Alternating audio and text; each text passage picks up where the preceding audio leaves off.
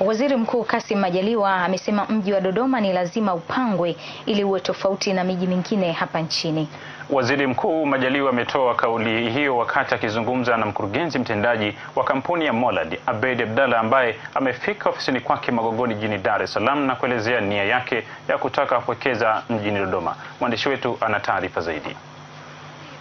Kassim Majaliwa akizungumza na wawekezaji ambao wamefika ofisini kwake Magogoni jijini Dar es Salaam kuelezea nia ya kutaka kuwekeza katika ujenzi wa makao makuu ya nchi Dodoma.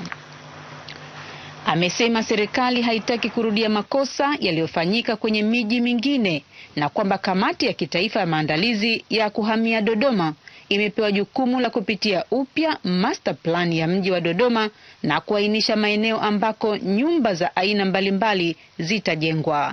Lazima mji upangwe kama ambavyo tunaona miji mingine inapangwa. Kila eneo kutakuwa na nyumba za aina fulani. Hivyo tutakwenda na maeneo yote. Hatuwezi tukaweka tu nyumba zote watu wajenge ramani yote tu popote tu. Mji unakuwa upangiki. Na hilo ndio kosa ambalo tulifanya kwenye miji mikubwa ambayo tunayo kwa sasa. Kwa hiyo kwa Dodoma tusingerudia kosa lile, na lengo la kuunda ile kamati ya kupitia master plan ndio hasa.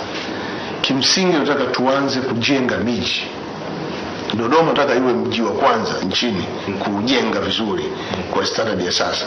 Kama tutahitaji eneo ambako nyumba ziko tayari, njia zetu ni zile zile, kwamba tutaweka mikataba kati ya mwekezaji na mwananchi.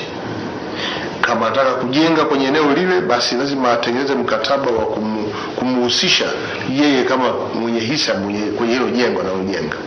Kama anataka kujenga gorofa, hakikisha huku chini nako anabaki, kama ambavyo tumefanya kwa Magomeni Dar es Salaam. Waziri Mkuu pia amesema mamlaka ya ustawishaji makao makuu Dodoma CDA imetenga maeneo rasmi kwa ajili ya viwanja vya makazi na kutolea wito kwa wawekezaji mbalimbali kuwekeza zaidi katika ujenzi wa makazi. Encourage kuwekeza kwa nyumba hizi Dodoma ili tuweze kuaccommodate watumishi wengi zaidi. Na kwa sababu gharama yake ni ndogo, ujenzi nyumba ni strong, watumishi watashawishika hata kuzinunua. Kwa hiyo wajasiriamali kama hawa wanaokuja kujenga kwa ajili ya nyumba za kupangisha watumishi wa kawaida watajenga wakilenga watumishi wa ngazi ya kawaida.